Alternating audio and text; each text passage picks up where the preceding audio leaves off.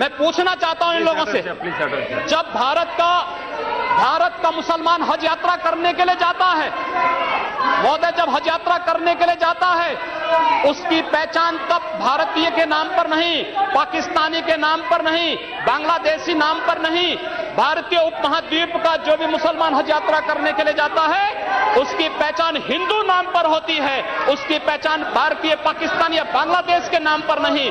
लेकिन अगर उसी हिंदू पहचान को हम इनके ऊपर यहां पर लागू करने का प्रयास करते हैं, इनको बुरा लगता है। हिंदू सांप्रदायिकता नहीं, हिंदू राष्ट्रीयता का प्रतीक है, और भारत की राष्ट्रीयता का प्रतीक हिंदुत्व को बदनाम करोगे तो उसकी कीमत चुकानी पड़ेगी इन लोगों को। और इसलिए महोदय, मैं आप सबके आपके माध्यम से एक बार कहना चाहता हूं, महोदय, एक बार गुरुदेव रविंद्रनाथ टैगोर ने कहा था, गुरुदेव रविंद्रनाथ टैगोर ने एक बात कही थी। उन्होंने कहा था, अगर भारत को समझना है, अगर भारत को समझना है, बैठ जाइए आप, फालतू बात करते हैं महोदय। उन्होंने कहा, गुरुदेव रविंद्रनाथ टैगोर ने एक बात कही थी, और उन्होंने कहा था कि अगर भारत को समझना है तो मैं भारतीय अस्मिता को पहचानना पड़ेगा, और भारतीय अस्मिता को पहचानना है तो स्वामी विवेकानंद के बारे में आप जान लीजिए।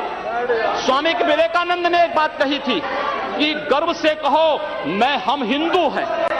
स्वामी विवेकानंद ने एक बात कही थी कि गर्व से कहो हम हिंदू हैं। स्वामी विवेकानंद तो सांप्रदायिक नहीं थे, स्वामी विवेकानंद तो किसी पार्टी के नहीं थे। स्वामी विवेकानंद ने तो भारत का प्रतिनिधित्व किया था पूरी दुनिया के अंदर, और दुनिया के अंदर जो हिंदू आज पूरे देश के अंदर, पूरी दुनिया के अंदर अपनी सहिष्णुता के लिए पहचाना जाता था, आज उस हिंदू के साथ किस प्रकार का व्यवहार किया जा रहा है, वह कश्मीर से विस्थापित होता है, उसे कश्मीर से निकाला जाता है। एक भी बार इस सदन में चर्चा नहीं होती है, इन लोगों का मुंह नहीं खुलता जब कश्मीर से 3.5 लाख की संख्या में कश्मीरी पंडित निकाले जाते हैं, तब ये लोग नहीं बोलते। पिछले 2012 में असम के अंदर 3 महीनों तक बोडो जनजाति के लोगों को मारा जाता रहा, कोई नहीं बोला। महोदय, कोई नहीं बोला। जम्मू कश्मीर के बाद, जम्मू कश्मीर के हिंदुओं के मारने पर कश्मीरी पंडितों को उनके घरों से बेदखल कर दिया गया, एक भी बार ये लोग बोले नहीं, इनको पीड़ा नहीं हुई।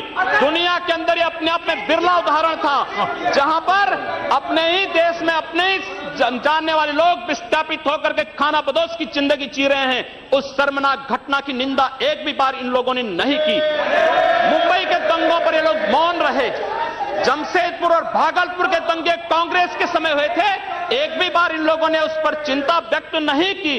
और तो और 1984 में इस देश के अंदर जिन सिख गुरुओं का योगदान इस देश को बचाने और इस देश की धर्म और संस्कृति, इस देश के समाज को बचाने में बहुत महत्वपूर्ण थी, उन सिखों के कत्लेआम पर भी इनको शर्म महसूस नहीं होती है। और आज लोग इस देश के अंदर बात करते हैं सांप्रदायिक सौहार्द की, इनका पूरा चेहरा सांप्रदायिक हिंसा से रंगा हुआ है, सांप्रदायिक एजेंडे से रंगा हुआ है। और इसीलिए बंधु महोदय, इस देश के अंदर असम में क्या हो रहा है, बांग्लादेशी घुसपैठिए इन लोगों के अपने हो गए, और इस देश में लाखों वर्षों से रहने वाला समुदाय पराया हो गया। इस देश के अंदर महोदय, असम में बांग्लादेशी घुसपैठियों के कारण Kokrajhar, Sir, which rule? What you want to? Under Rule 376, sir, the honourable member, while giving statement in his speech, he mentioned about communal rights. I request you that 2011 he has given a figures. Those are wrong figures. No, he has completely forgotten 10 to 2013. No. My question was there, sir. You cannot give wrong figures.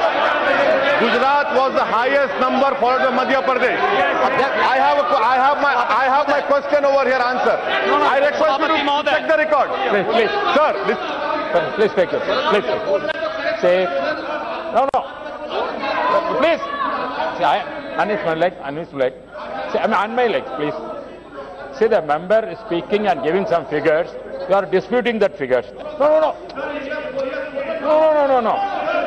No, in your speech you can say. There is no ruling. There is not out of. During your speech you can speak. You reply that. During your speech you can counter it. Not when your term comes. When your term comes, you at that time can dispute it. You continue. You can nothing will counter it. उपाध्यक्ष महोदय, सच्चाई कड़वी होती है और कड़वी सच्चाई ये लोग स्वीकार करने को तैयार नहीं, क्योंकि ये लोग उस बीमारी से स्वयं त्रस्त हो चुके हैं जो बीमारी इन्होंने पूरे देश को दी है, और इसीलिए ये लोग उस सच्चाई को स्वीकार नहीं कर सकते। कश्मीरी पंडितों के निष्कासन पर और कश्मीर पे हुए अत्याचार पर ये लोग मौन थे। मैं 2011-12 में असम के अंदर देख रहा था, 3 महीनों तक लगातार दंगे होते रहे, इन लोगों ने एक भी बार सदन में चर्चा नहीं कराई। असम जलता रहा, और तो और कांग्रेस के लोग एक बार तो असम के ही मुख्यमंत्री को कटघरे में खड़ा कर दिया कि इन्होंने बोडो लोगों के बारे में कैसे बोल दिया। अरे बोडो वहां का नागरिक है, उसके बारे में नहीं बोलेंगे, किसके बारे में बोलेंगे? लेकिन ये लोग बांग्लादेशियों घुसपैठियों की वकालत करते हैं, और बांग्लादेशी घुसपैठियों की वकालत करते हुए इन लोगों ने पूरे बांग्लादेश, पूरे पूर्वोत्तर के भारत का जो समीकरण बदला है। महोदय, असम के अंदर आज कोकराझार, धुबरी, चिरांग और बरबेटा जिले जो हिंसा की सर्वाधिक चपेट में हैं, वे सर्वाधिक चपेट में जो जिले हैं वे इसलिए हैं क्योंकि बांग्लादेशी घुसपैठी वहां पर आकर के जमीनों पर कब्जा किए हैं। इन लोगों ने वर्क परमिट के साथ साथ उनके राशन कार्ड बनाए हैं, और बेशर्मी के साथ देश के साथ खिलवाड़ उन्होंने वहां पर उनके माध्यम से करवाया है। महोदय, और तो और हम किसी और बात में नहीं जाना चाहते हैं, मैं पूछना चाहता हूं कांग्रेस से और कम्युनिस्टों से भी, कोयंबटूर और बेंगलुरु धमाकों का जो अभियुक्त है, उस दुर्दांत आतंकवादी के लिए विधानसभा का सत्र, स्पेशल सत्र बुलाया जाता है। दोनों दल एक साथ मिलकर के अपील करते हैं कि उसको छुड़वाओ। ये क्या सेकुलर, क्या यही सेकुलर है? क्या इनका यही सेकुलर एजेंडा है? क्या यही इस देश में यही सेकुलरिज्म है? और इस देश के अंदर महोदय, इस देश के अंदर क्या हुआ था?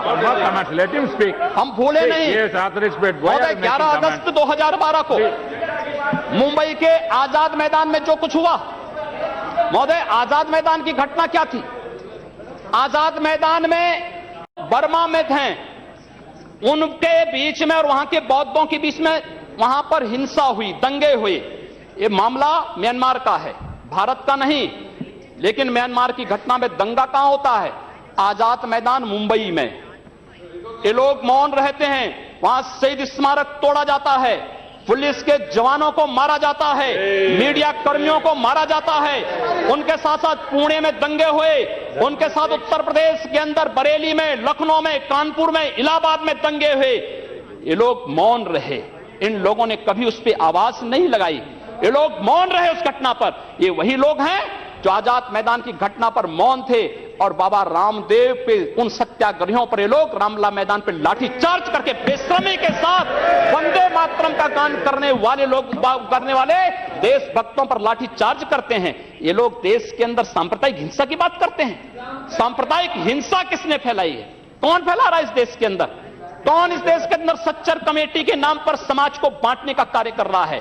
इन लोगों ने सांप्रदायिक आधार पर 1947 में देश को बांटा है, और आज पुनः देश को बांटने की साजिश के तहत पाकिस्तान के एजेंडे पे ये लोग कार्य कर रहे हैं। और इसलिए महोदय, जब उत्तर प्रदेश के अंदर की जो घटनाएं आई हैं, उन घटनाओं पर अगर आप नजर डालेंगे महोदय, जो घटनाएं हुई हैं, उन घटनाओं के बारे में अगर मैं आपके सामने रखूं, तो घटनाएं अपने आप में चौंकाने वाली घटनाएं हैं, और वे चौंकाने वाली घटनाएं कितनी खतरनाक हैं। Please. Sir, Rule 380. I'm quoting. What is the point of order? No, I will ask. Rule 3. Sir. I am raising a point of order. While speaking, the member already made a defamatory statement. If the speaker is of the opinion that words have been used in debate which are defamatory or indecent or unparliamentary or undignified, he used the word that we already raised the issues of communal violence. we are not against anybody. We want a secularism to be maintained in this country. Therefore, we made a discussion. But honorable member, while discussing, but honorable member, while discussing, he used the name of Pakistan. He abused us for naming the Pakistan. This is unparliamentary, sir. This is uncivil. This should be deleted. This should be deleted, sir. As per CIT, this should be deleted. मैं उत्तर प्रदेश के अंदर आता हूं। Please. It has to be decided. Please, Deputy Speaker I has have to to give my decide. ruling. He has been using the word Hindus and Muslims. Yeah. Saying, He's really against no, please. We are against. No, see, you have raised certain objections. If any objections is in regard, that will go through and will explain it. Please continue. What do you have to say? उपाध्यक्ष महोदय, सांप्रदायिक agenda इन लोगों का है, हमारा नहीं। हम लोगों ने पूरे देश को एकजुट करने का बात किया था। हम लोगों ने तो नारा भी दिया था कि सबका साथ और सबका विकास। हमने कहा था सबका साथ सबका विकास, लेकिन असम के अंदर अली और कुली का नारा इन लोगों ने दिया था, हम लोगों ने नहीं दिया था। असम को ये लोग बांटने का प्रयास कर रहे हैं, देश से अलग करने की साजिश कर रहे हैं, और इसीलिए मैं आपके माध्यम से कहना चाहता हूं, क्या यही इनका सेकुलरिज्म है? महोदय, मैं उत्तर प्रदेश के बारे में चर्चा करना चाहता हूं। उत्तर प्रदेश के अंदर 2012 में 118 घटनाएं घटित हुई, 2013 में 247 और मार्च से मई तक 65 घटनाएं घटित हो चुकी हैं। सहारनपुर का दंगा इसलिए हो जाता है क्योंकि हाई कोर्ट के आदेश पर सहारनपुर में एक गुरुद्वारे का निर्माण हो रहा था। अब न्यायालय के आदेश को प्रशासन नहीं मानेगा, उत्तर प्रदेश सरकार नहीं मानेगी। काठ में इसलिए वहां पर विवाद होता है क्योंकि उस गांव में 4 धर्मस्थल हैं, 3 मस्जिद, 1 मंदिर। मंदिर हिंदू समुदाय के द्वारा है, 3 मस्जिदों पर माइक रहेगा, लेकिन मंदिर से माइक उतार दिया जाता है। क्या यही सेकुलर एजेंडा है इन लोगों का? यही सेकुलरिज्म है? क्या इसी को सेकुलरिज्म आप कहेंगे?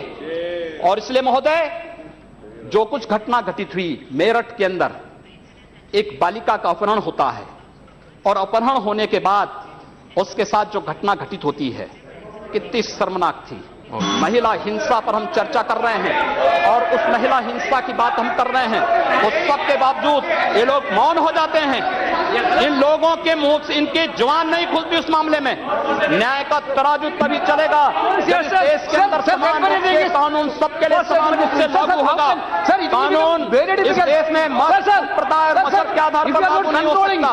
और इसलिए महोदय, मैं आपके माध्यम से माननीय गृह मंत्री से चाहूंगा, कांग्रेस ने मुद्दा दिया है, अच्छा होगा पूरे देश के अंदर और उत्तर प्रदेश के अंदर जो एक घटनाएं घटित हुई हैं, इनकी एसआईटी जांच करा दी जाए। किसी सिटिंग जज से, किसी सुप्रीम कोर्ट के सिटिंग जज से इन सांप्रदायिक दंगों की जांच करवाने के साथ साथ और राष्ट्रीय तत्वों से किनके संबंध हैं, इसकी भी जांच करा दी जाए। दूध का दूध, पानी का पानी सबके सामने आ जाएगा। यही मांग करते हुए मैं अनुरोध करना चाहूंगा कि लोग सांप्रदायिक एजेंडे के साथ देश के सामने आए हैं और लोग देश के खिलाफ, इनके खतरनाक मंसूबों के खिलाफ हम सबको लड़ना पड़ेगा। धन्यवाद।